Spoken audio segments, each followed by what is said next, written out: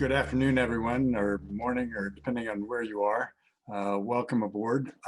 It's my pleasure now to introduce Ernie Moniz. Ernie is the founder and CEO of the Energy Futures Initiative. He was the 13th Secretary of Energy, one of the founding members of the Cypress Institute, and has worked at MIT as the Cecil and Ida Green Professor of Physics and Engineering Systems for these many decades.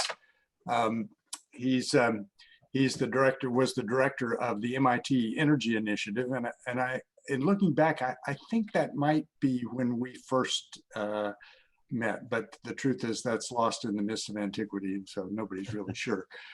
He was also the director of the Laboratory of the Environment. Ernie and I have been cheerfully disagreeing over the years as to whether MIT or Stanford is the best energy research program in the country. But we definitely agree that those are actually the two best together. Each of us has been known to introduce the other as the former director of the second best program. Either way, it's pretty clear that the two efforts are stronger for the collaboration and friendly competition over the last couple of decades. And it's nice to work together again on this project. So Ernie, we spent lots of time working together at DOE to create a fully stocked portfolio of ways to decarbonize the US energy systems and indeed the world's energy systems. And the topic today is one element of that portfolio, carbon capture and storage. So how do you think the landscape has changed for CCS since you were leading DOE? Well, thanks, Lynn. And first, let me say I agree with almost everything you said in the introduction. But I think the change just in these, let's say, the 5 years since Paris have been enormous. For one thing, the science has told us that we need to be much more aggressive and ambitious in our decarbonization targets. I would say that in turn has led to a greater realization about the fact that we need every option that we can generate for low carbon. And that means a very, very broad portfolio of technologies, like the Quadrennial Technology Review that you, in fact, led at DOE. Another example is, I would say, that those very aggressive targets, net zero being basically understood to be the mid-century goal now, that also means we're going to need negative carbon technologies, many of which, as we'll discuss, will depend upon some sequestration.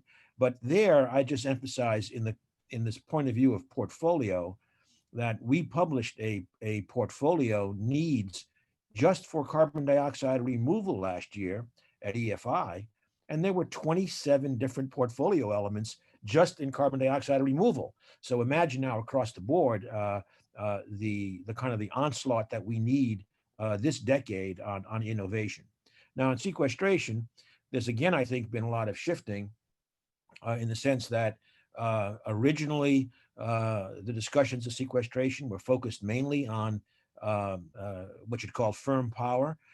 Those have evolved to have a strong focus on industry. And in today's report, we're going to see it's not either or, it's and, that these are all going to be needed in California as well as more broadly. So I think there's a big focus shift, but within that, it's only elevated, in my view, the focus that we will need CCS for different regions of the country. California is one of those that we'll hear is very, very well suited to that. Yeah, I think that looking back on, a lot of work over the years, that we have enough experience now with injecting CO2 into the subsurface to know that if we choose sites well and operate them, the projects well, then we can do that safely. And the challenge now is to figure out how to get to a scale that really matters. And based on the study today, I think will show that California can play an important role in that. So could I say, Lynn, just on getting sure. that scale, that I think what the report also shows is that the innovation push we need is not only in technology, but also in business models and policy/regulation. And that will be, of course, a major focus. So Energy Futures Initiative has devoted considerable effort to thinking about decarbonizing California. I'm remembering the report that you did last year on that topic. Can you say a word or two about the report and what was in all of that? Yes, absolutely. Thank you. In fact, the title of the report was Optionality, Flexibility, and Innovation. And those are three very important words. The subtitle was California's Pathway to Meeting its Aggressive Goals. And in particular, what we showed is that the California statutory goal for 2030 of a 40% economy-wide reduction, what I'd say is it can be met. But we also looked at 30 plus technology pathways and saw this is a real challenge. We gotta hit on all cylinders. And I guess with the World Series going on now, I'd say we need a really, really high slugging percentage to get there.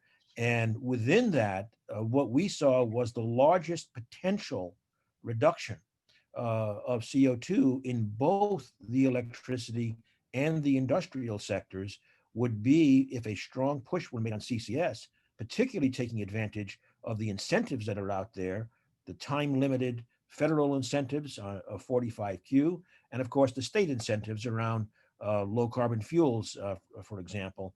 But without sequestration, it looks awfully tough, even much tougher to meet those standards. Yeah, I think it's just another example of we need all the tools that we can use now, the ones we know how to do now, plus some more we need to invent going forward. And that report makes that point, I think, very well. EFI has also looked at the interplay of clean energy and jobs. How does CCS fit in that area?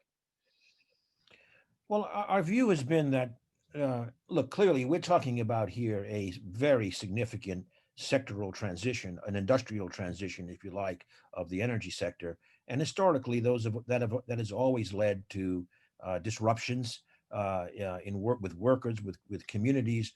We think that to move at the scale and the pace that we need to, we're going to need to address those issues because, frankly, not only is it the right thing to do, but we're just going to have political headwinds if we don't address the issues of workers and communities. So we look at it with both sides of the coin.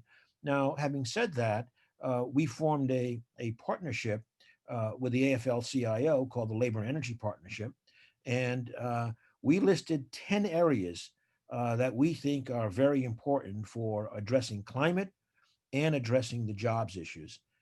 There are three of them that we are launching right now, and carbon capture and sequestration is one of those three first priorities.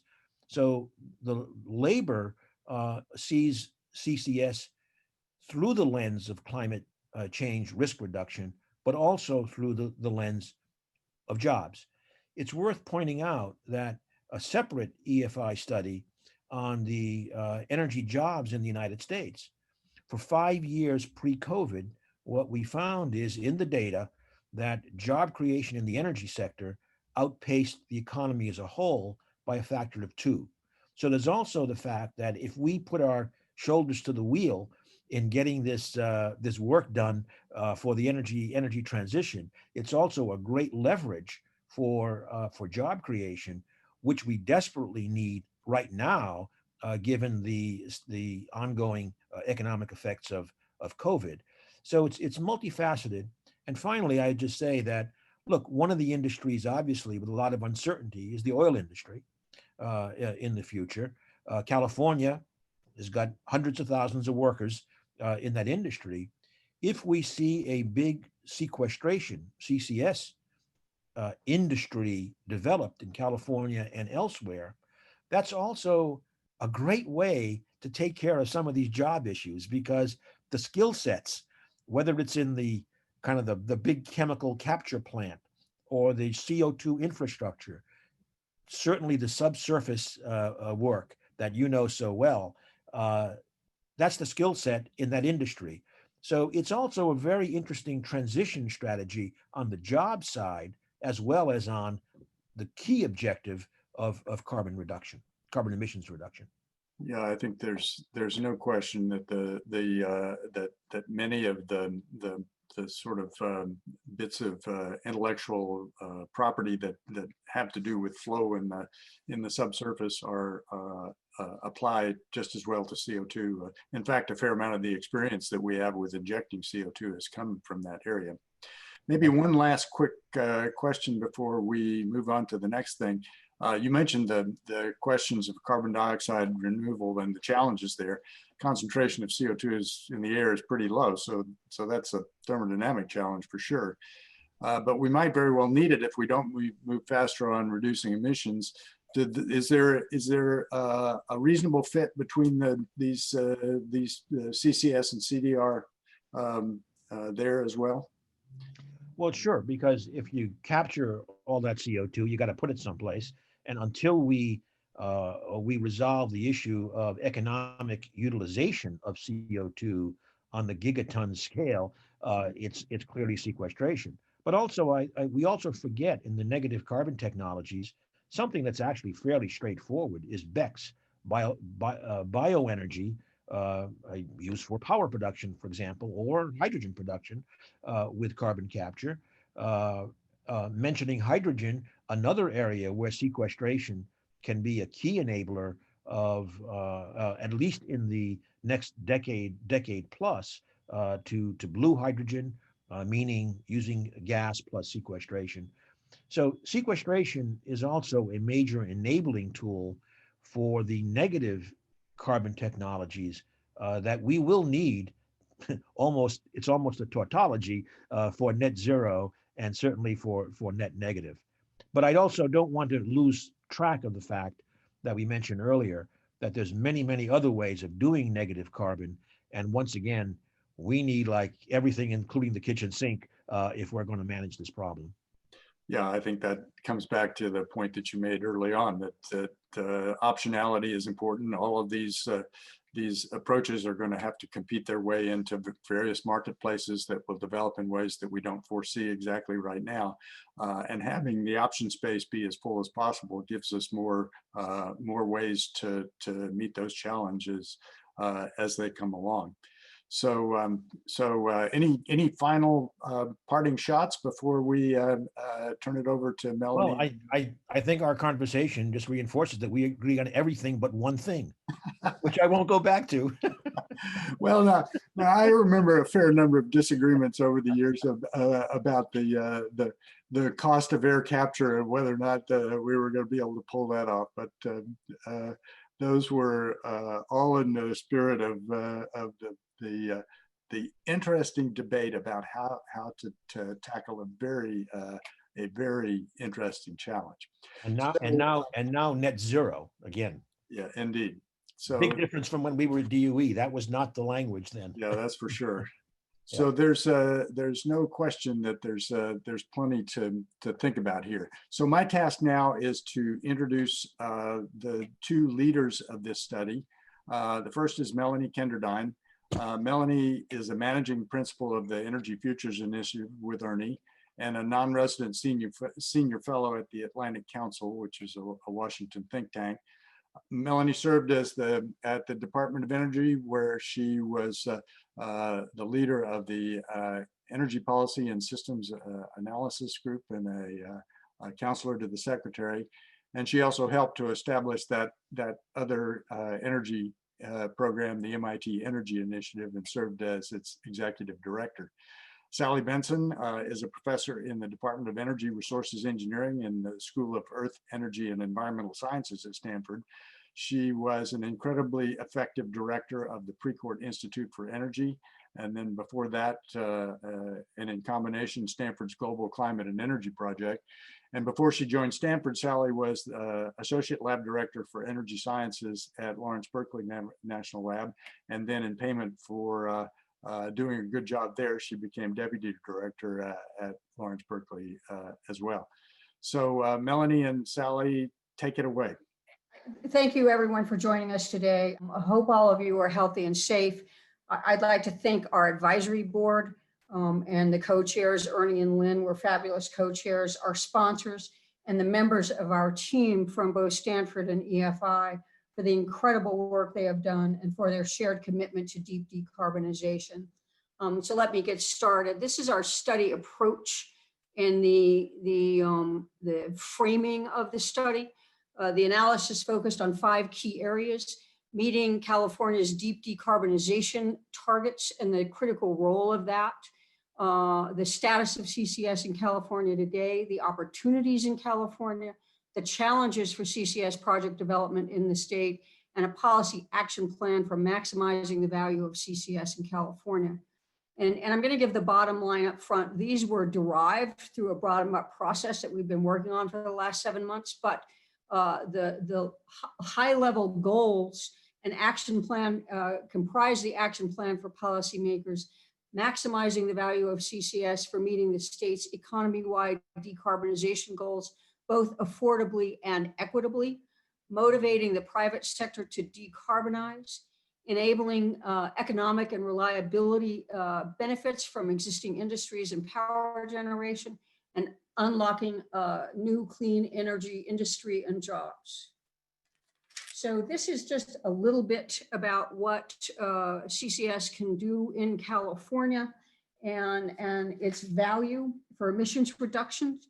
This shows California's 2017 emissions by sector and subsector lined up against the results of our analysis.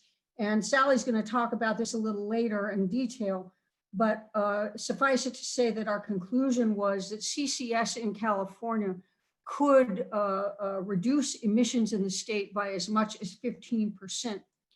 And when you look at that, the 15% doesn't sound like a lot at first, but that's 65% greater than emissions reductions potential from all of California's in-state power generation, 44% greater than emissions from the entire building sector in California, 84% greater than from the agriculture sector, and 65% greater than all emissions for heavy-duty vehicles. In short, CCS in California, while not the silver bullet, could be a major contributor to meeting the state's emissions reduction targets.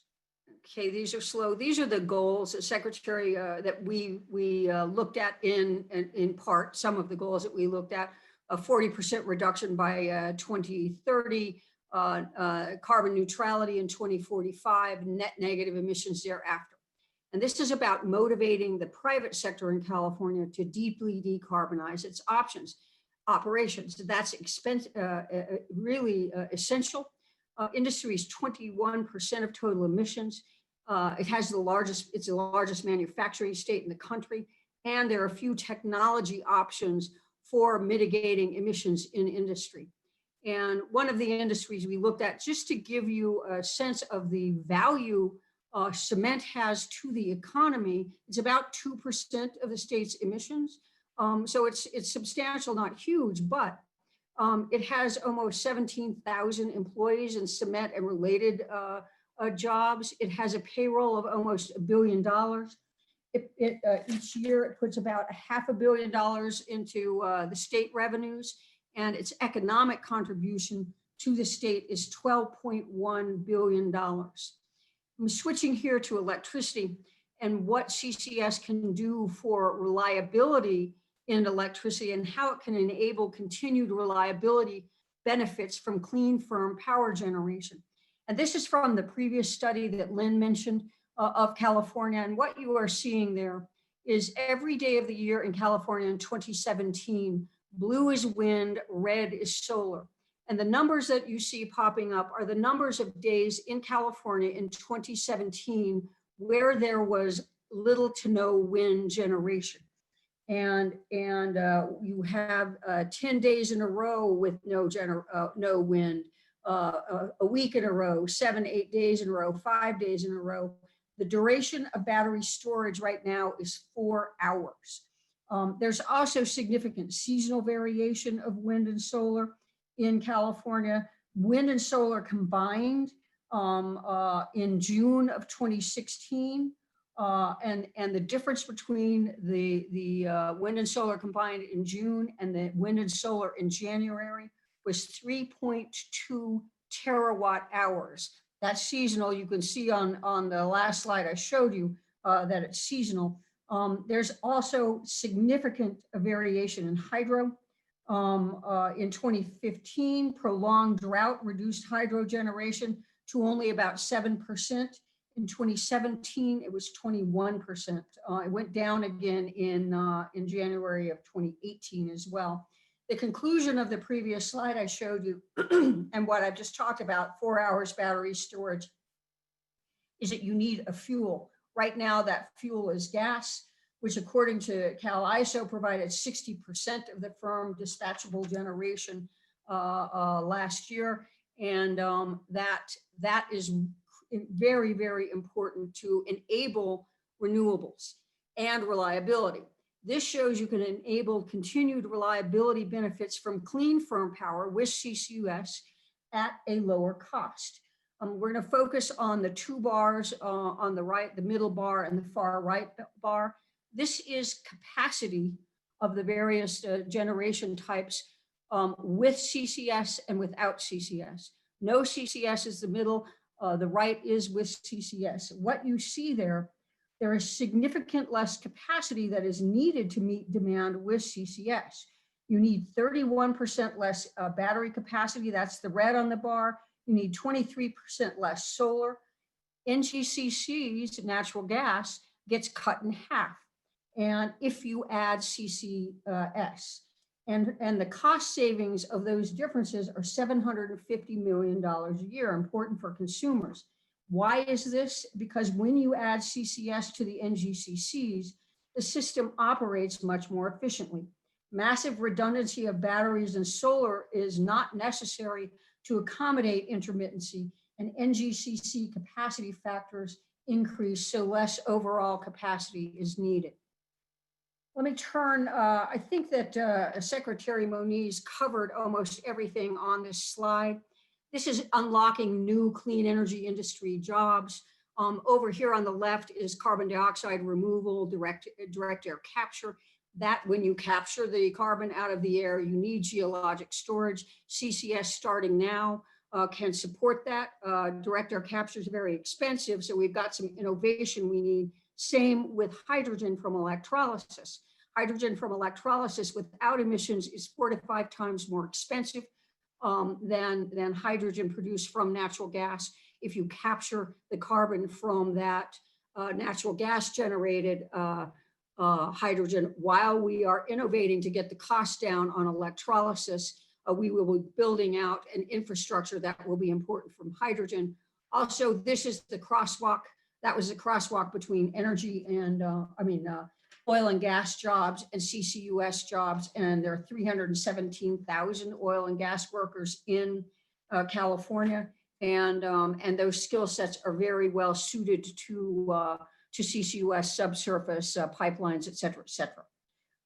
This is, I'm going to switch to international CCUS. IEA put out a CCUS global report. One of the conclusions in that report that came out last month was reaching net zero will be virtually impossible without CCUS.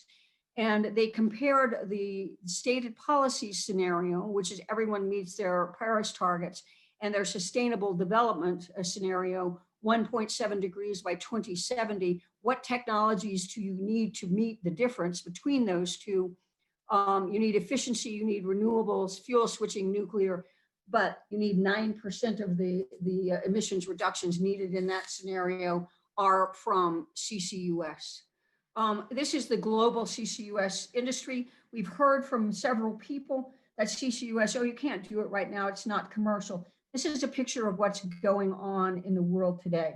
The red bars, large red circles show there are 19 large-scale CCS systems in operation, under construction, or completed. There are a whole lot of pilot scale projects around the world, but there are 19 large projects, so it's out there, it's commercial. This is volumes of CO2 that is stored. You can't see it, sorry, I clicked through it. But between 2010 and 2018, roughly 350 metric tons of CO2 has been stored. This is a snapshot of the 10 existing projects in the US. 2 are on hydrogen plants, 3 are on fertilizer plants, 3 are on gas processors or gasifiers, and 1 is on a coal unit. Some of the projects are transporting CO2 for storage on pipelines that are 205, 104, 83 miles long. So the infrastructure has been tried, tested, and that's the point of the slide. Finally, a little bit on the status of CCS in California, the agencies of jurisdiction, that's on the left, and projects seeking LCFS, low carbon fuel standard incentives, are on the right. On the far left there, those are the agencies of jurisdiction for power generation, electricity, CEC, et cetera, et cetera. Over here on the right are the agencies of jurisdiction for industry. They're different, CARB and CalGEM, et cetera, et cetera. There are some federal agencies in there, EPA. In here in the middle are the permits that all CCS projects, whether they're electricity or industry, would have to meet and get. Class 6 permits, Class 2 permits, authority to construct and a permit to operate. Then down at the bottom there are project dependent permitting requirements. And that's very like location specific, size specific. Does it cross a federal lands? Is it in does it affect endangered species? Is it in California coastal zone? So those will be very project specific permitting requirements. There are a lot of them, and we need to think about coordinating them. It's going to be one of the recommendations that you'll see in when we get to the recommendations in the study. Those are the 4 projects utilizing LCFS credits. One is a hydrogen biomass facility in California. One is on an NGCC CHP combination. One is in Texas on an ethanol plant, but they sell bioethanol into California, so they're eligible for an LCFS. And one is in Texas on a DAC facility, which is also eligible under the LCFS in California. And sorry, I skipped through the timing on the switching the slides is tough. And now I'm going to turn it over to Sally Benson, my colleague and co-director of the study. Okay, thank you very much, Melanie. And again, my thanks to the advisory board, to the sponsors of this project, to our amazing team, and really thank you all for joining. It's really wonderful to see so many of you here. So so I'm going to run through what a lot of the work we did in the project. And we started with identifying those sources that might be suitable for carbon capture and storage and where they were located. We then assessed the opportunities for storage in the state. What was the potential? We then went on and did a techno-economic analysis, basically trying to answer the question, is under the current incentive structures, is CCS affordable?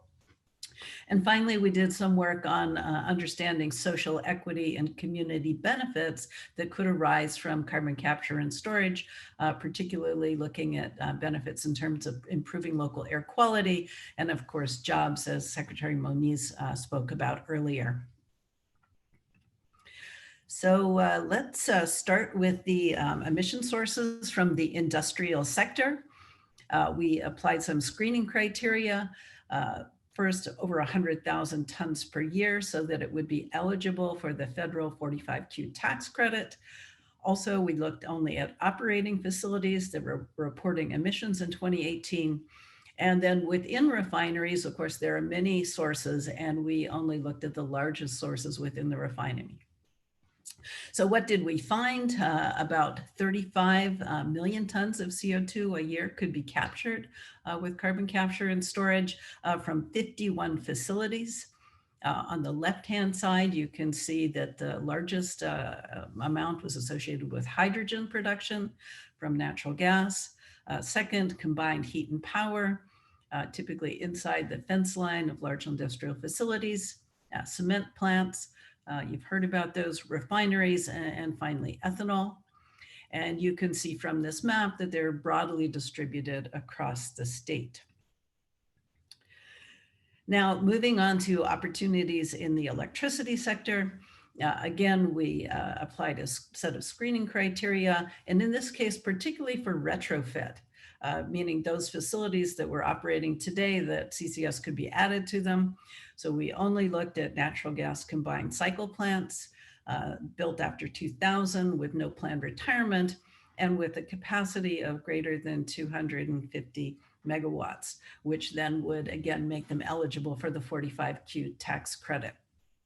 So what we found is there were 25 natural gas combined cycle plants that fit this criteria, corresponding to 15 gigawatts of power capacity. And these were emitting 21.6 million tons a year. And as you heard about earlier, our modeling suggests that these plants would be operated with a higher capacity factor. There'd be many fewer, but they'd be operating at a higher capacity factor.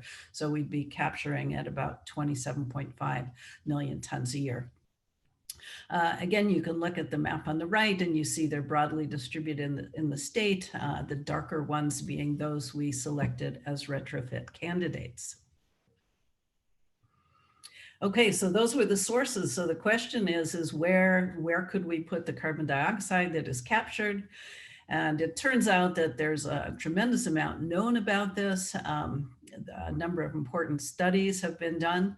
The Department of Energy, together with the California Energy Commission, ran the WestCarb program, which was focused on assessing capture and storage opportunities. The USGS then did its own independent study, and there's excellent capacity in the national labs, Livermore and Berkeley in particular, who studied this issue. So we took all of that data. We then applied screening criteria that were over and above those included in the assessment.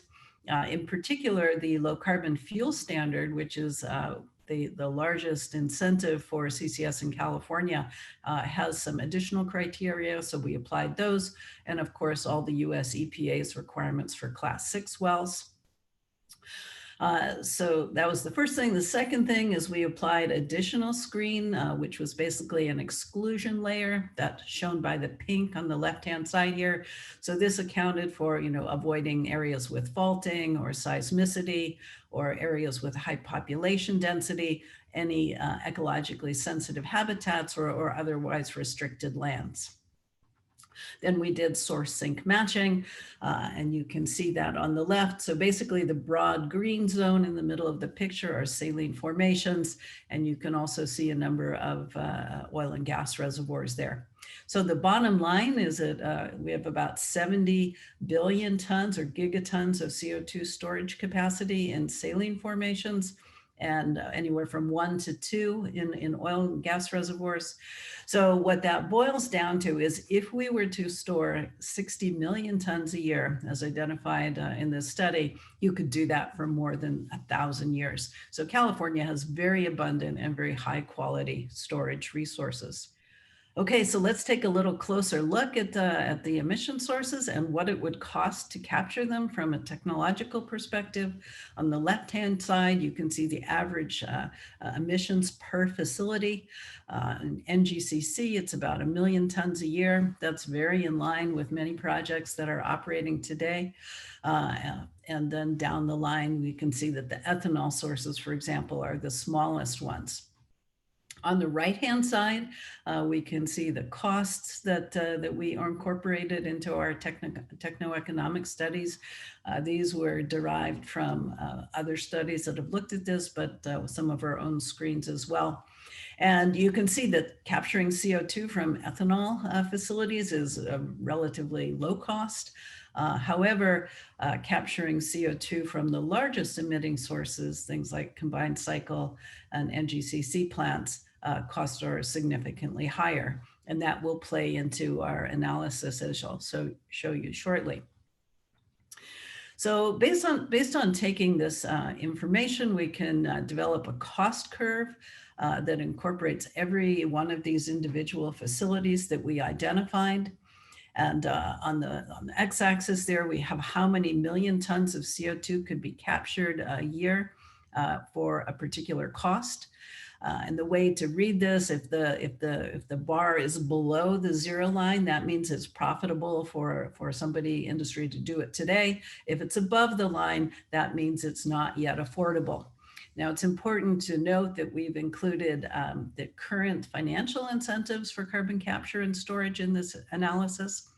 And as I mentioned, the low carbon fuel standard applicable to transportation related emissions is currently valued at about $200 a ton. We decided to take quite a conservative approach and only included the value of that at $100 a ton. And second, we incorporated the 45Q tax credit. So what you can see when you apply these is about 20 million tons of CO2 per year could be profitably captured. And these include things like hydrogen generation, ethanol facilities, refinery emission sources. On the other hand, we can see that there's another 40 million tons that with today's incentives are just simply not economical. And that includes the large sources such as the natural gas combined cycle plants, and of course the cement plants as well. Okay, so we also did a very detailed analysis of the infrastructure build out that would be required to support this. And there are some plants that are actually co-located with very good storage resources. So those are shown by some of the black dots in the middle. However, we identified there are many sources that are located in regions where there aren't nearby sources. So a gathering system to pull together the CO2 and then transport it to a good storage hub would be needed. So we identified a Northern California hub system, Southern California hub system, a desert, Salton Sea gathering system, and then finally Central California and South Bay gathering system that would be required to economically and efficiently take advantages of economies of effort and economies of scale in this endeavor. Okay, I mentioned that we also looked at the social equity and community benefits of choosing to deploy CO2 capture and storage. And it turns out that many of the industrial facilities with high CO2 emissions also emit high levels of criteria airport pollutants such as sulfur dioxide, nitrous oxide, and particulates. Now, if you want to deploy carbon capture and storage on those facilities, you need to clean up those emissions first. So if you were to deploy carbon capture and storage, you would necessarily have to make significant reductions in those other pollutants as well. So there are also benefits in terms of local economic activity. Facilities would generate construction jobs, operations jobs, maintenance jobs. And then there are also significant multiplier effects across the supply chain that drive other economic benefits. And finally, there's the opportunity for job creation and preservation. New jobs in carbon capture and storage, but also taking advantage of the skill set of refinery and chemical plant operators and subsurface geoscientists to put to work in this area. Okay, so given all these opportunities, one would say, well, why aren't we doing this? 20 million tons of CO2 could be profitably captured today. So we decided to interview a large number of organizations who were engaged with this, a total of 59 organizations and many more individuals, technology developers, industry leaders, power producers, project financiers, as well as NGOs we engaged.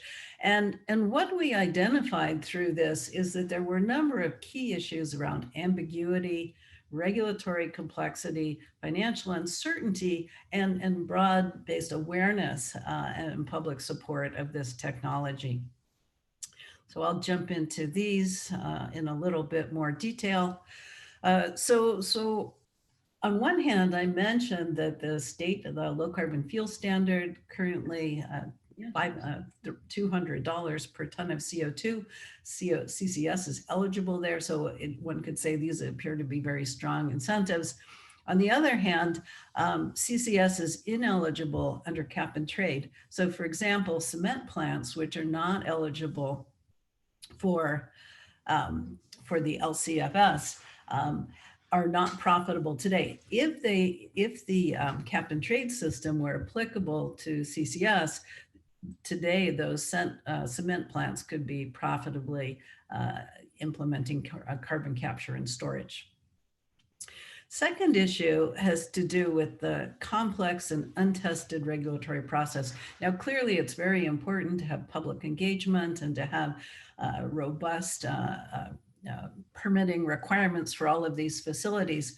But one of the challenges today, because this is an untested process and relatively new, there's a great deal of uncertainty about timelines. So if you're a project developer and you don't know if it will take you 3 years to get your permits or 10 years to get your permits, it puts a real damper on your ability to make an investment decision to go ahead. Another source of concern is the revenue and cost uncertainty, which make it difficult to finance projects. And in particular, I'll focus on one, the low carbon fuel standard.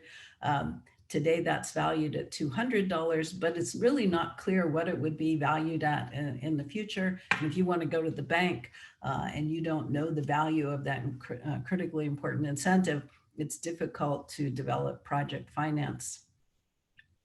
And then finally, CCS is a relatively new technology, and even though there are 19 projects and we're capturing and storing 40 million tons of CO2 a year worldwide, the perception is that this is still a relatively untested, and people are not clear whether CCS works. So there's education that's needed, and also there are varied opinions about how important this will be in deep decarbonization.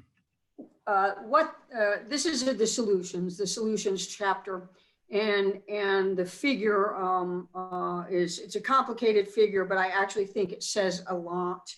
And this is the pyramid figure. At the top are the high level goals. I mentioned those earlier, so I won't go into them in any detail. At the bottom are California's strong foundations, and we've talked about those as well. Good geology, a large industrial base with few technology options, et cetera, et cetera. But then we identified key drivers, and those drivers are now at the bottom of each of the sections above foundations. And the key drivers are near-term action for meeting climate targets, key enablers of carbon neutrality, and then finally at the top, opportunities for global leadership on CCUS. It's not just opportunities for leadership, it's opportunities for markets. You saw what I showed you from IEA, and the world needs CCS technologies. The various boxes there identify policy recommendation focus areas. Okay, within those boxes, there are many different recommendations, specific recommendations, and you see there near-term actions, affirm state support for CCS, issue guidance for CO2 storage, et cetera, et cetera. And again, these are all detailed in the study, and Sally and I are just going to discuss a few. Okay, and this near-term actions, and I'm just going to talk about a couple of those. Issue policy guidance to clarify CCS eligibility. California should incorporate CCS into its biennial integrated resource plan and long-term procurement planning process. And California should make CCS an eligible resource under SB 100 goal of 100% of retail electricity sales from renewable and zero carbon sources by 2045. And then skipping over to the right, develop state-supported CCS demos with industry. Underneath that larger category are a couple recommendations. California should consider supporting a large CCS demonstration project to help overcome high at-risk costs in the project's early stages, untested permitting processes throughout the value chain, and public acceptance of CCS. And then California should prioritize projects that have demonstrable local air quality benefits There's a large section of discussing how there are air quality benefits from CCS. Local job opportunities are created as well, and to do those in line with the state's climate and equity goals. And I'm going to turn it back over to Sally for the next couple of sections. Okay, great, Melanie, thank you. So Secretary Moniz mentioned that when he and Professor Orr were in the Department of Energy, the idea of net zero and carbon neutrality hadn't fully been established. But now that we know that we're headed for net zero and we need to do it relatively soon, and that CCS is an incredibly important part of this, we need to start thinking about how can we enable the technology that's going to get us there. Things like hydrogen economy, things like carbon capture and storage, negative emissions. So some of the key actions that can be taken, I'll just actually highlight two. One of them is the state could begin to set statewide targets for carbon removal. That would be really incentivizing for people getting going on this. But a very important one is to incorporate CCS protocol in the cap and trade. So I mentioned that cement plants, for example, it would now be economical if they could take advantage of 45Q tax credit plus cap and trade to begin to implement this. So that would be a key action for really stimulating industry to get engaged in economy-wide decarbonization. And specifically, the CARB could, the CARB protocol for the LCFS could be incorporated into the cap and trade program. So Melanie, next one, please. Okay, and finally, California, is certainly a leader today. And there's so much that needs to be done around the world, and California can continue to be a world leader by, again, helping CCS get off the ground. And I'd like to focus on one particular area, and that is the need for clean, firm power. There have been a number of recent studies, including one that was led by Jane Long of the Environmental Defense Fund, that made the point that clean, firm power, meaning power that you can turn on and off when you want to, but has low to no emissions, really enable the deployment of massive amounts of renewable generation. And one of the things that is an opportunity in California is to really assess how much clean, firm power do we need in our grid as it's decarbonizing? And what is the role of clean, firm power in reliability planning? And what are the key technologies within the state? We've talked about natural gas combined cycle with CCS as a technology that provides clean, firm power, but there are others as well. And then finally, what are those policy options that are going to economically support the scale up and deployment of these technologies that are going to be essential for future reliability and affordability of our electricity system? Thank you. My first task here is to introduce the panel. We have a remarkable group of folks today who have very broad experience across the full spectrum of areas where carbon capture and storage will have to play. So let me say a word to them, and then we'll start with some questions and hope that we manage to save some time for audience questions as well. So first is Jane Long. Jane is the Kravis Senior Contributing Scientist at the Environmental Defense Fund. She's a former Principal Associate Director at Large for Energy and Environment at the Lawrence Livermore National Lab. And she's been very much involved in EDF's work on geoengineering and evaluation of nuclear power and wastewater from the oil and gas industry. Deepika Nagarbhushan is at the Clean Air Task Force. She leads the task force on decarbonized fossil energy, which develops policy and advocacy strategies aimed at making carbon capture, utilization, and storage technologies available around the world by mid-century.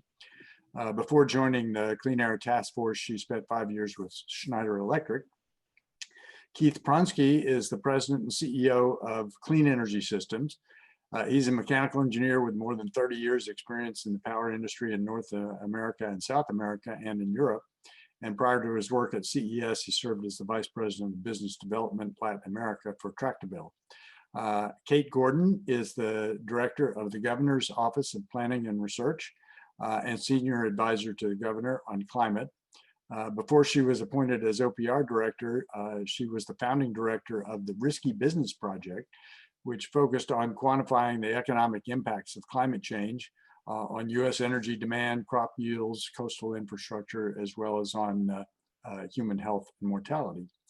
And then finally, Trudy Sundset is the CEO of Gas Nova. Gas Nova was established by the Norwegian government in 2005 to further the development of technologies and knowledge related to carbon capture and storage. And in addition to this, to serve as advisor to the government. Trudy has 30 years of business experience with a focus on energy and environment and climate issues. And she has a lot of experience in actual deployment of CCS as well. So let me start with Jane Long. Jane, last month, the governor signed an executive order that will phase out sale of gas-powered cars by 2035. I think that means that they're going to be electric cars. And then there's a whole lot of other electrification that's going to happen in the California economy as well if we're going to meet these goals. Talk about how this fits together with the infrastructure, with the grid, with all the pieces that have to happen to pull this off. Well, that's a great question. Thanks, Lynn. I think there's a lot of stuff that we know about that issue and some things that we don't know and really desperately need analysis.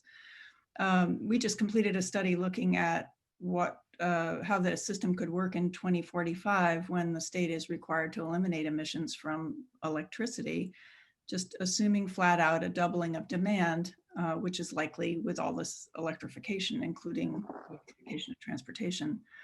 And what we saw there is that the need for clean, firm power is pretty overwhelming, that it's going to cost significantly more for the state to try to do it without clean, firm power, and it probably won't work. It'll be limited, highly limited by land use limitations on solar power, for example.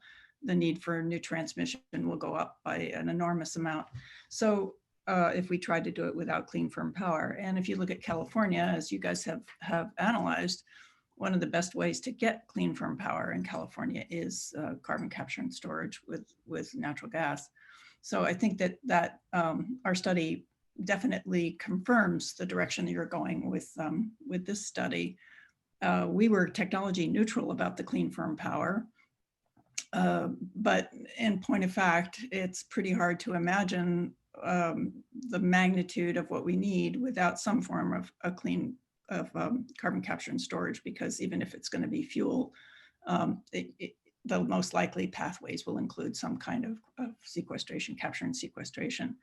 But I do want to say one thing more about your question. I don't think there is a good study to date that links all of these changes together for heat, for industry, for transportation and electricity, and really evaluates whether we have a reliable system in plan. And I think we don't.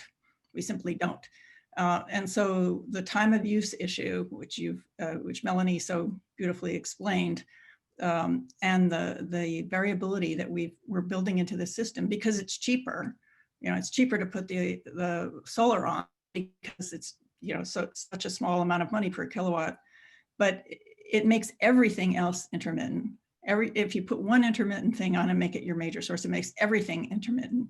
And so all of those, the economies of that have to balance out, and it has to balance out so that you end up being able to provide energy, not just electricity, whenever people need it. And we don't have an integrated study that links all those things together. So I think you're right that it is the system now. There's a benefit from having it be diversified. It has options for more reliable operation. But how it all fits together is something that that we've, those of us who work on the technology side like to focus on a particular technology, but your point is that the system matters, and I think that's absolutely right. Deepika, at the Clean Air Task Force, you've focused on making carbon capture and storage widely available around the world. What's going on around the world? What are some key trends that you've seen in other countries around the world in this area? Thanks, Lynn, for that question. There's a few good trends that are exciting to talk about. Firstly, I would say that there is a growing climate ambition across several countries, Europe in particular. That means that there's commitment also being made to reaching carbon neutrality by mid-century.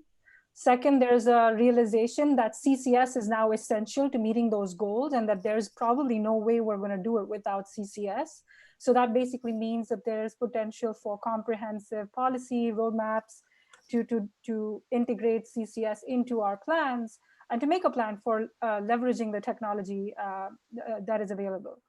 And then finally, there's different business models being attempted, and there's actually government investment going into making these projects successful. And I just want to go a little deeper onto the project piece, specifically because I want to highlight the business model aspect of it. So European Union Commission last year announced that they want to go to climate neutrality by 2050. We've heard that from several states within the EU as well. We've got Germany wanting to tighten its targets. We've got Netherlands also wanting to do deep reductions in alignment with that climate neutrality goal. And the thing is that there are projects that are actually actively being supported. In Norway, I know Trudy is going to speak later, but Norway is definitely a front runner in this, a leader, actually committing money by supporting, using more than $2 billion to support the development of the Longship project, which is not just capture, it's capture, transport, and storage. And the same thing is happening in the Netherlands, where government is supporting the development of a business model where a whole infrastructure, a whole cluster and hub model is being developed at the Port of Rotterdam, where there's going to be multiple sources using common infrastructure to transport the captured CO2 and to store it, which is very much in alignment with the opportunities that are currently available in California based on the report that you just highlighted. So I just wanted to, highlight that these business models are available, and it's not just, they're not just ideas; they're actually even operational. If you look at Canada, we have the same business model being applied with the Alberta Carbon Trunkline project, where the government, both the federal and state governments, funded the oversizing of a pipeline that connects currently two projects to its storage site. But the pipeline can actually capture, transport 10 times or more than 10 times of what it's currently capturing. So that oversized capacity was funded by the government. These are great ideas to make it work even in California. And those are the main highlights I would like to, I wanted to highlight here. So some competitors are already out there working hard, but with lessons for all of us. Keith, Jane mentioned the hydrogen business as an area of interest here, and it certainly has a potential role with the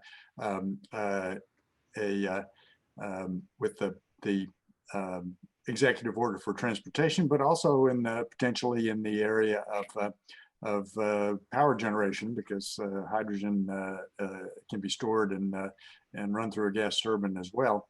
Can you talk about clean energy systems, about what you're up to and how this will play in either transportation, CCS, and what the opportunity looks like? Yeah, sure. Thank you, Lynn, and I really appreciate the opportunity to speak to you all. Yeah, we've been working really for the last several years on carbon negative energy projects. Earlier, Secretary Moniz referred to them as BECCS, bioenergy with CCS. And what we're trying to do is take advantage of what is a depressed biomass power market in California with the world's highest price carbon pricing linked to the transportation sector. So roughly half the biomass plants in the state have closed because when their PPAs expire, they compete against new wind and solar and they lose out. So we have a situation where the biomass industry has collapsed. And so our idea is to take these stranded assets that are largely in the Central Valley and convert them into carbon negative energy plants. It's really an indirect air capture model that produces transportation fuels, either electricity or hydrogen as a byproduct. So the basic idea is the carbon dioxide obviously goes into the trees, into waste, ag waste, and we take that and instead of burning it in a conventional boiler, we gasify the fuel and we produce a syngas. And in that syngas is hydrogen. So we can extract that hydrogen, we call it the cheap hydrogen. You just simply remove that with membranes. And what's left is the hydrogen depleted syngas. And that's where all the CO2 is, or all the carbon in the form of methane, carbon monoxide, and carbon dioxide. So what we do is we burn that in our power cycle, which is essentially modified rocket engines, and we're burning with pure oxygen. So we make steam and CO2. We can use that to power turbines, and that electricity runs the process. It can also have excess electricity that goes to the electric vehicles and charging stations. And at the backside, since we have steam and CO2, when you cool that down, you get water and CO2. They naturally separate. We compress the CO2 and we store it in saline aquifers, saline formations right on site. So there are no CO2 pipelines. So these are facilities in the Central Valley. We're currently working on 4 sites, and we did submit the Class 6 EPA permit for storing CO2 back in January of this year. So we're in active development, and we hope to have the first plant, or plan to have the first plant online in 2023 timeframe. And the first 4 projects will be removing about 1.3 million tons per year of CO2. And then this model can be scaled up. And in total, if you were to convert all the biomass plants in California, you'd be looking at removing about 10 times that, about 13 to 15 million tons of CO2. So basically you have CO2 from the air going into the plant. We store the CO2, and the hydrogen can go to the hydrogen highway. And for every mile driven, you pull 3 pounds of CO2 from the atmosphere. So it really is carbon negative hydrogen. The same can be done with electricity going to electrolyzers to produce hydrogen on site or in refineries. Yeah, so it really is carbon dioxide removal using those plants, which I have to say that they might not be the most efficient sources, but there are lots of them, and they've been using billions of years of evolution to figure out how to do it. So there's something to be said for that. Kate, that makes it a natural question for you to talk about the role of carbon dioxide removal for helping the state achieve carbon neutrality. So I know that's something you've been working on. So go for it and tell us about it. Thanks so much, Lynn. And it is a great segue. We're in this administration really focused on looking across the board at a very integrated approach on how to get to our climate goals. We need to do that because we have increasing, as everyone knows, increasing and increasingly severe climate impacts today. We need to do that to meet our goals that we've been very clear about going out to 2045. We see carbon dioxide removal as a necessary part of that larger approach. I think the California approach on climate for a long time, and it's, we're building on an amazing record from Governor Brown, but for a long time has been primarily focused on the technologies and programs that will help us to bring down carbon emissions through a number of programs and regulatory standards. We've been less focused up till now, I would say, on both carbon dioxide removal and also on climate resilience. And both of those are real priorities for the governor and very clear parts of our overall strategy. The science points us there. All the reports point us there. I don't need to repeat all the things that have been said. We clearly have to be getting this stuff out of the atmosphere at the same time that we're aggressively reducing risk from existing impacts and aggressively reducing future emissions. That, and Jane, I thought said this really well, it requires a really integrated approach. This is not just a technology question. It's a land use question. It's an economic development question. It's an environment question. It's a jobs and equity question. It really goes across many, many parts of the government. And those who've been in federal or state government at this scale know that there's a lot of silos in our government, but I will say that under this administration, we are really taking an extremely integrated look at our climate policies. And I think there's a couple of signals on that.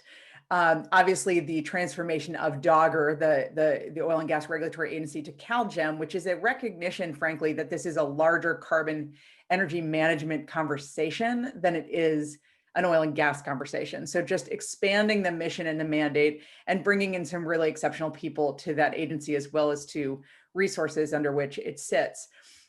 We are doing interagency task forces in a very intentional way around a number of related areas. The most central is, frankly, a interagency task force on engineered carbon removal. So we're looking very specifically at this issue, and particularly focusing on some of the things that were called out in the study: hard to decarbonize sectors, residual power, non-combustion BECCS, and I have to emphasize the non-combustion. California has a pretty strong policy direction on that, and potentially direct air capture. We're looking at that like everyone is. We also, I should say, have related interagency processes on feedstock, on woody biomass, because we have a whole lot of non-merchantable wood coming out of the forest right now in California. We need to figure out what to do with it. That's actually a huge priority for us, as well as just transition. The governor, in his executive order on zero emission vehicles, called for my agency with labor to put together a just transition roadmap. And there's a lot of intersections, as the secretary pointed out, between these issues. So we have a number of these interagency processes, really with a goal of providing more consistent policy signals and ultimately more consistent approaches and operational processes on these issues. The governor has been really clear that when we have a clear policy direction that aligns with our climate and equity values, he wants us to have a business relationship that, as he said, is red carpet, not red tape. He's very clear on that. So we're working on that clear policy direction so that we can do better alignment and better integration. The last thing I'll say is that, you mentioned this, but the LCFS, the low carbon fuel standard, already envisions all of the things I talked about. I mean, we are in fact providing the most valuable price signal on this issue of any place. So we feel good about that, but we do fully recognize that we need to be locating that policy within, again, a more consistent vision, a more consistent set of policies, and a more streamlined and integrated set of policies. And that's where we're heading. So I think that those of us who love to work on the technology side of all this need to be reminded periodically that our energy system is not the only system that matters here. We have a system, a regulatory system, we have a permitting system, we have a variety of incentive programs that all fit together, as you say, to we hope have an integrated approach to all this, and that the design of those systems is every bit as important as figuring out how to move the power around on the grid. So so I think that brings us to Trudy to a question that I'm sure is on the mind of others around here, and that is that we're talking about all these systems and doing it in California, but in fact you've been doing it for quite some time. Gosh, I think didn't Sleipner start in 1996 or thereabouts? So Norway has a more experience in CO2 injection than almost anybody. Could you talk a little bit about the history with CCS and what issues have come up and how's it all worked there? Thank you, and thank you for inviting me. I wish I could be there in person. It seems like such a long time ago since I was at the Global Climate Action Summit in San Francisco. So I hope I'll be able to travel soon again. Yes, you're right. It started actually in the early 1990s in Norway with politicians that they started an offshore CO2 tax, which was very high, in the range of $50 per ton. And that created a CCS solution at a gas field offshore, the Sleipner project, which is quite a famous project for people interested in CCS. And we did a lot of research and to study openly, sharing with independent research organizations and universities so that we could make sure that the stakeholders looked at this as a safe solution and that we understood what happens once the CO2 is stored. So in fact, we have 24 years of experience of doing CO2 storage, and not just doing the storage, but really monitoring what's going on. And then on top of that, then we had an LNG facility built in 2007, the Snøhvit project, and that used the same solution, but built also a pipeline offshore. So this is about using saline aquifers and storing CO2 several thousand meters below the seafloor.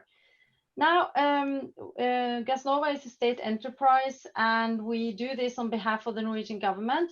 And we have worked very closely with the industry because we need the industry to be in lead so the policymakers can set up the incentives, but we need the industry to get on board. And for the past 5 years, we've worked with cement industry and waste to energy. And we now have this Longship project that Deepika just mentioned. And the Longship project, the Norwegian government just proposed this fall a $1.8 billion investment in this project.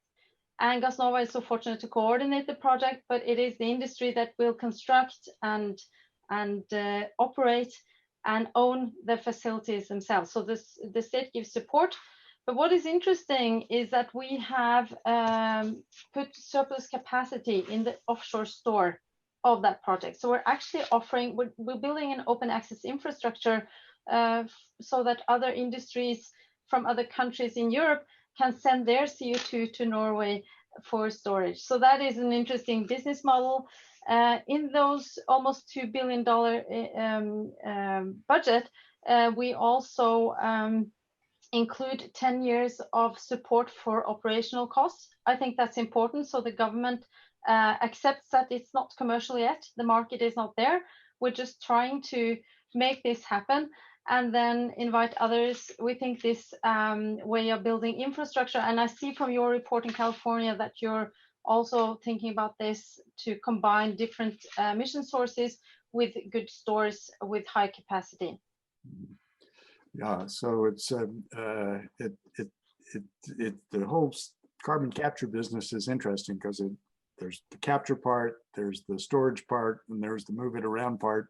And all of those pieces have rules and regulations, of course, as they should. So, so Keith, could I ask you? You have the most direct experience of any of our panelists in the permitting process for CO2 storage in California.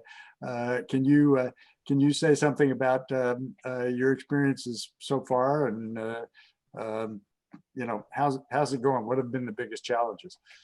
Yeah, well, I have to say it's been going overall very, very well, especially the coordination between EPA and the state agencies, you know, primarily with CARB. We've seen a lot of enthusiasm, a lot of support, so we greatly appreciate that. I mentioned that we submitted our application in January. One of the things that has occurred, obviously, because of COVID and some furloughing and staff shortages, is things are taking a little bit longer. Initially, the expectation was it could be done in roughly a year, and it may, I'm speaking of the Class 6 storage permit, it likely will go, you know, a year and a half or something like that. But, you know, as far as on a sort of the progress that we're making on sort of the technical review and everything, that's all going quite well. We are, of course, as we get further into the development and other parties and agencies become involved, you know, there are some things that we are seeing, obviously. You know, one thing that would be helpful is, you know, for all the subsurface activities, we're really involving a lot of different agencies and permitting authorities, and that was mentioned earlier in the presentation. So we have the EPA, we do have CARB for permanence, and then on the conditional use permit as well. We're seeing differences in timing, differences in requirements. One of the recommendations, you know, to have a lead agency, somebody who's really going to take the responsibility and coordinate that, we think that would be quite helpful to, you know, for sure. Another area that's not resolved in California and is in some other states is pore space, and who do you actually need to, you know, receive consent from, and with respect to storing CO2, 9 or 10,000 feet in a saline formation? Is it the mineral rights owner, landowner, and so on? So having, some, sort of moving that policy forward, because it's kind of like open terrain right now, just trying to find the right path forward. So obviously we're speaking to everybody. And then, there's the issue of the financial responsibility, because again, there are differences there as well, from the EPA and from CARB, and is trying to get some, sort of unified approach on that would be quite helpful. But bottom line, overall, we're pretty happy with it. Yeah. Okay. So progress and some more work to do. That kind of sounds like our whole conversation. Yes. As a matter of fact.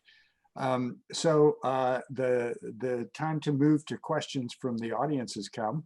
Well, here's an easy one. This is to any of you, but I guess Kate, you might be first on the list. Other than the low carbon fuel standard, what significant California policies are realistically on the horizon that would drive forward action on CCS and other decarbonizing solutions? And I think really the sense of the question is, well, is there anything here that we could, that seems like a straightforward step that we could knock off early, even as we work on the tougher parts?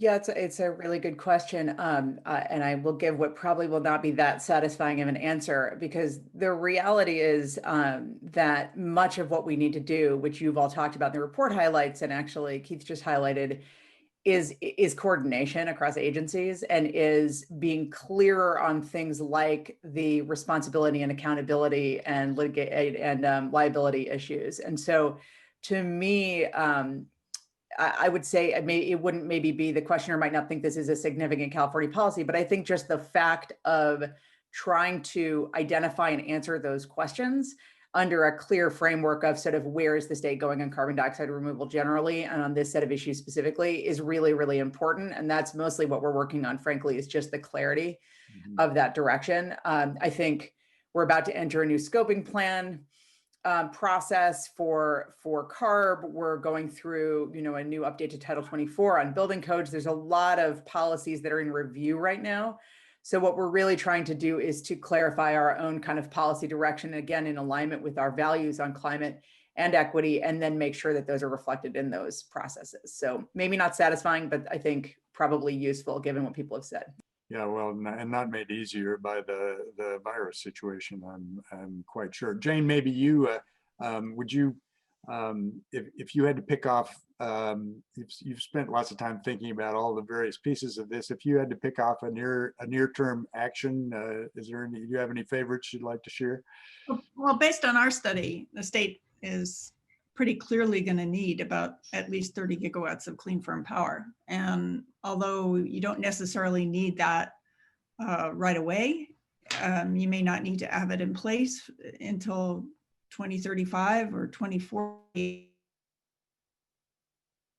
And we've had some conversation with SoCal Edison, for example, where they said they've looked at this and it just doesn't work for them right now because it's more expensive. And so they don't necessarily need that firming because they still got the gas plants. Mm-hmm. So I think what California needs to do is put in place a portfolio standard for clean firm power now and ramp it up to at least 30 gigawatts by, say, 2040, 2045, and get the planning in there, because the economics are not going to drive the preparation. And when it comes time that the economics are going to make a lot of sense, that you're going to have it, it won't be there to buy. And so those economics will be worse. So we need some forward planning for that. And I think a clean firm power portfolio standard that ramps up to 30 or 40 gigawatts by 2040, 2045 is about what we need. So here's an important question, and we'll see who wants to tackle it. And this is like a class, if nobody volunteers, then I'll call on somebody. So be prepared. But the question is, how can the state ensure that CCS deployment rectifies the disproportionate impacts on disadvantaged communities living at the fence line of large stationary emitters, as opposed to exacerbating them? Anybody want to want to tackle that? Keith, go ahead. Yeah, I'll take a shot at it because, and this kind of goes to a comment that Kate had made earlier. Again, a lot of carbon capture is associated with the fact that there's still a stack there, and there are emissions, but there are it's not just us. There's other oxy-combustion technologies where it's essentially full capture, and you don't have the criteria pollutants. So when we started working on these projects in the Central Valley, we found that a lot of the environmental groups were very concerned about even conventional biomass plants that even with pollution control equipment, you know, you had source points of pollution next to impacted communities. And if you can come along and do it in a manner where you don't have the criteria pollutants, we're seeing that more than the carbon capture piece in the Central Valley, the fact that we can reduce criteria pollutants and knock down the open field burning, that these are going to be the key things. So, you know, we're seeing the opposite, where being able to bring jobs to these impacted communities, to not bring the point sources of pollution, to reduce the criteria pollutants, you know, that I think that there is a way to make it a positive.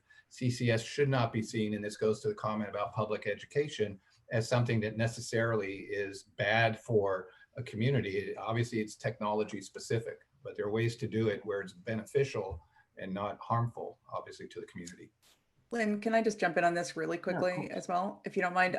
I think it's a really important question, and it actually goes to a larger question that I think all of us have to grapple with, frankly, who are in the climate space, which is, what's the role of industry in a carbon neutral future? And what we've done in California for many years, we still are a large manufacturing state, but we have offshored a lot of manufacturing. And ultimately, when we're looking at that carbon neutral future, we're looking at transportation emissions, we're looking at jobs and local jobs and opportunity, and frankly, the need to keep having a diversified economy, which we know from COVID crisis is incredibly important to trying to just survive as a resilient economy. We will need to, in fact, have industry in California. And I think it opens the question of where and how do we make sure it's as clean as possible. But my worry is that we start going down the path of getting rid of industry, which is actually not a good answer when you're looking at a carbon neutral future. Yeah, and again, I think that Deepika, I was just about to call on you, but I see you're about to volunteer, so go forward. Sorry, Jane, but that's all right. Go ahead. Quick.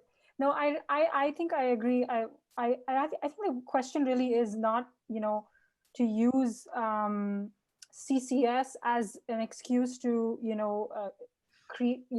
perpetuate any problems. In fact, CCS is a solution. It's a pollution control equipment, actually speaking. And so to the extent that some of the criteria pollutants do need to be cleaned up when someone has to put on CCS, that's well and good. But I suspect that, you know, in some situations, there may be other air pollutants. So I don't think that we can ride on a CCS wave. I think that there has to be a separate, you know, targeted approach to removing of these criteria pollution in local communities where these facilities might survive, even in a world where we have electrified light duty vehicles. And so I just feel like we need to have I just don't think that CCS can solve all the problems, although CCS is extremely essential to meeting climate goals such as carbon neutrality. Yeah. It is very important to sort of look at this problem separately as well and sort of have a parallel program to bring it down to zero, along with CO2 emissions. That makes sense. Trudy, do you've had maybe more experience than any of us in this, in the question of public acceptance of carbon capture and storage. Do you have any advice for California on that? We're very fortunate that we also have in our mandate to share experience and knowledge. So we're happy to do so, of course, and you do have a lot of knowledge yourself. I think it's important to do stakeholder dialogue, to engage and to educate the public. And we have a lot of experience that we can share. And I think that's public acceptance will still be very important in the future. But I think also I would like to add that we see a change in the industry. We see that the industry is really getting engaged. So I don't think we need the stick as much as we need the carrot from the policymakers. I think the industry is getting ready. So I just wanted to mention very shortly that last week, our project in Norway was joined by Microsoft, who wants to contribute with their technology knowledge. And they want to, you know, how can you optimize CCS technology? How can you make it more efficient and cheaper? And at the same time, they have this target of being carbon negative by 2030. So they really are seriously looking for solutions for that. I think that's a great example of how we need to work together on a global scale to sort out the climate issue. And I think it's, I agree with Deepika, it's not just a technology solution. This is a part of the future. And in 10, 15 years from now, we'll look back and think, what was the pandemic? And why did we discuss whether we need CCS or not? Obviously, it's a part of the solution. Yeah. So, so we're nearly at the end, but there's one more question that I'm actually going to answer because it's in my area. The question is, what happens over hundreds of years to the CO2 when it's injected into the saline reservoirs, and is it at risk of escaping? And this is a place where choosing the site well, that is understanding have multiple barrier layers that prevent vertical flow upward. That's a big part of it. It's also possible to monitor what's going on. You can monitor the pressures in various layers, and there are things you can do to mitigate if you see some movement. The main thing we need to be careful about is the wells. But we know how to make wells that don't leak, and to make wells and to seal them up when we want to end it. So for projects that are designed well and operated well, the risk should be quite low. Great, thank you, Lynn, and many thanks to our panelists, for all of you who joined us from around the world. This has been tremendous. I'd like to thank the project team. Everyone put in a lot of hard work over the last 7 months, and it's been a pleasure working with Stanford University and my colleagues at EFI on this effort. We'd also like to thank our advisory board, which was chaired by Secretary Moniz and Professor Orr. So many thanks to all of the board members who provided subject matter expertise over the course of the study. And finally, this report would not be possible without all of our sponsors who are listed here on the screen. So many thanks to these foundations, organizations, and labor unions for supporting this effort. We would also like to remind everyone that the study is now available and can be downloaded from the EFI and Stanford websites that are listed here on the slide. The video of today's events, as well as the slides, will also be made available. On behalf of Stanford and the Energy Futures Initiative, thank you for joining us today.